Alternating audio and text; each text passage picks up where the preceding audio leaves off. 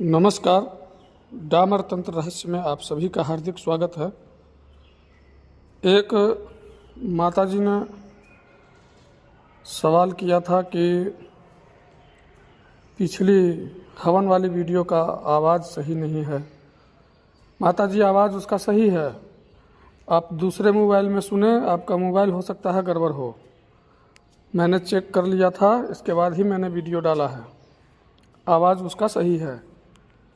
दूसरा क्वेश्चन उन्होंने ये किया है कि पिछले वो हार्ट का या शुगर और दमा पर मैंने बताया था कि दवा इसका तैयार किया गया है। तो इन्होंने हार्ट का दवा के बारे में पूछा है और पैरालिसिस का भी दवा के विषय में उन्होंने पूछा है। तो देखिए, जो पैरालिसिस है या हार्ट का जो प्रॉब्लम है, तो इसमें आपको सबसे ज़्यादा काम करेगा ये आपका योग साधना।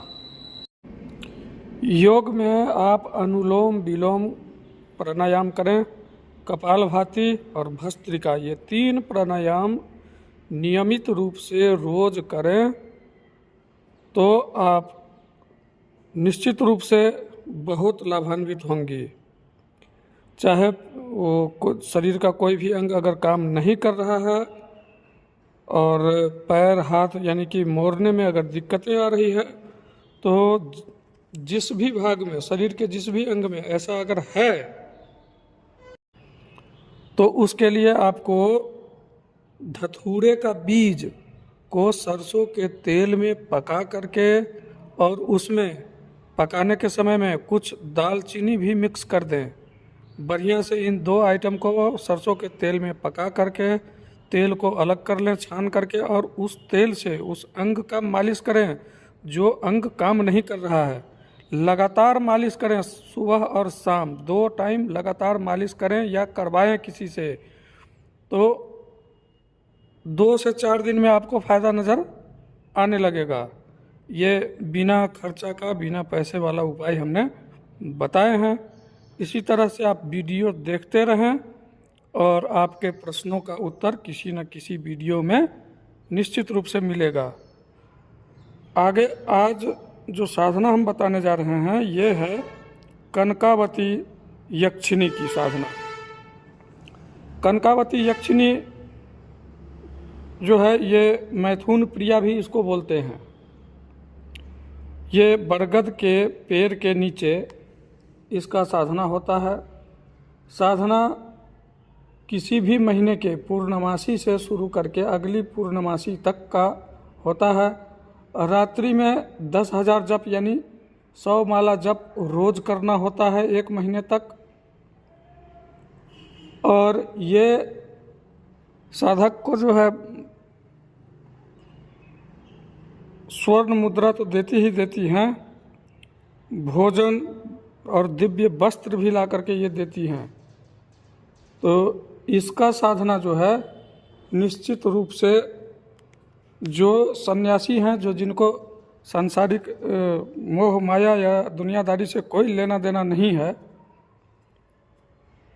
और जो गृहस्थ आश्रम में नहीं हैं, तो वे इस साधना को बड़े आराम से कर सकते हैं। क्योंकि इस साधना को पूरा करने के बाद में अगर आप पहले से विवाहित हैं, तो आपको आपकी पत्नी के पास ये यक्षिणी नहीं जाने देगी।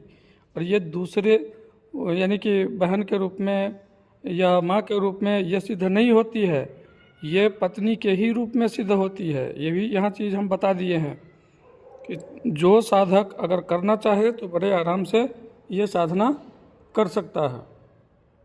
पूजन में प्रयुक्त होने वाले सारी सामग्री लाल रंग की होगी।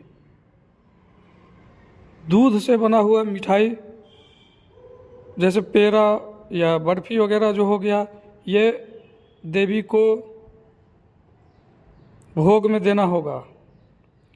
और जब ये सामने आ जाए यानी प्रकट हो जाए, तो बलि मांगेगी। तो बलि मांगेगी तो गुड़ में मिला हुआ यानी गुड़ और दूध मिश्रित मिला हुआ दूध जो है वो इसको अर्पण करना होगा। और इसके बाद ये अगर फल की बलि मांगेगी तो पैठा, जिसका बनता है, क्या कहते हैं उसको, मुरब्बा, वो पैठा का बलि भी ये मांग सकती है। तो पैठे का बलि भी दे सकते हैं आप। और ये पत्नी के ही रूप में आएगी। प्रतिदिन 100 माला जाप करना होगा इसका। नीचे षटकोण बना करके ऊपर, उसके ऊपर लाल आसन बिछा करके साधना करेंगे। और किसी भी यक्षिणी की साधना में, मैंने पिछले वीडियो में भी बता दिया है, आपको भगवान शिव और शिव के परिवार, पंचदेवता और भगवान कुबेर का पूजन तो अवश्य करना होगा, क्योंकि कुबेर के ही अधीन में ये यक्षिणियाँ हैं। कुबेर का पूजन अगर नहीं करेंगे तो ये यक्षिणियाँ आपको वहाँ से उठेगी ही नहीं आएगी सामने, ये भी जान लो। इसलिए इन तीनों देवताओं को निश्चित रूप से पूजना होगा। इनसे प्रार्थना करना होगा कि उस यक्षिणी को, जिसको हम बुलाना चाह रहे हैं, उसको मेरे पास तक आने दिया जाए। ऐसा प्रार्थना निश्चित रूप से पूजन करके करना होगा, तभी ये उसका आगमन संभव हो पाएगा। और ये यक्षिणी जो है, इसको सिद्ध होने के बाद में धन संपत्ति वगैरह की कमी नहीं रहती है।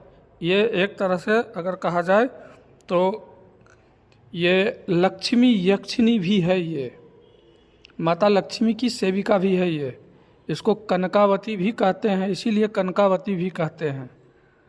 मंत्र है इसका ओम ह्रीं कनकावती मैथुन प्रिय स्वाहा। छोटा सा मंत्र है ओम ह्रीं, ओम प्रणवाक्षर, ह्रीं लज्जाबीज, कनकावती मैथुन प्रिय स्वाहा। बस इतना ही मंत्र है। इसका 100 माला रोज जप करना होगा। और किसी भी महीने के पूर्णमासी से अगले पूर्णमासी तक करना होगा। 1 महीने का पूरा संकल्प लेकर के इसका जाप किया जाए। किसी भी बरगद के पेड़ के नीचे ये निश्चित रूप से 8-10 दिन के बाद, 8 दिन के बाद, ज़्यादातर देखा गया है कि 8 दिन के बाद, 1 सप्ताह के बाद आपको अनुभव इसका दिखना शुरू हो जाएगा। वो 8वें दिन से ही वो आपके इर्द गिर्द पायलों की आवाज़ें वगैरह आना शुरू हो जाएगा। तो साधक को चाहिए कि वो, अगर पहले से साधक है, कोई साधना कर रखा है, तो अपना शरीर का बंधन, जहाँ पर आप आसन लगाए हैं उस जगह का बंधन वगैरह करके ही बैठें, क्योंकि ब्रह्मांड में ऐसी और भी शक्तियाँ हैं जो यक्षिणी का भेष बना करके पहले से ही आपके समक्ष खड़ी हो जाए, आकर के आप धोखे में पड़ जाएं। इसलिए, या कोई और भी शक्तियाँ आपको नुकसान ही पहुंचा दे, ऐसा भी संभव है। इसलिए तो जिसको भी ये यक्षिणी कनकावती की साधना करना हो, ये सरल है, बहुत सरल है, बहुत आसान है। 100 माला जप रोज करना कोई बड़ी बात नहीं है। इसके लिए, इस साधना में मंत्र भी छोटा सा है, 2.5 से 3 घंटे लगेंगे, ज़्यादा से ज़्यादा 2.5 घंटे, तो आप कर सकते हैं। साधना का समय रहेगा वही रात के 11 बजे के बाद ही रहेगा। 11 बजे से आप साधना शुरू कर सकते हैं, 3 बजे के आसपास में समाप्त हो जाएगा। तो जिसको ये करना हो बड़े आराम से कर सकते हैं। तब तक के लिए नमस्कार। मुझसे संपर्क करने के लिए मेरा व्हाट्सएप नंबर डिस्क्रिप्शन में भी मिल जाएगा, फिर भी बता दे रहे हैं, 8810436642, इस पर संपर्क कर सकते हैं आप। जय माता पिताम्बरा, जय गुरुदेव।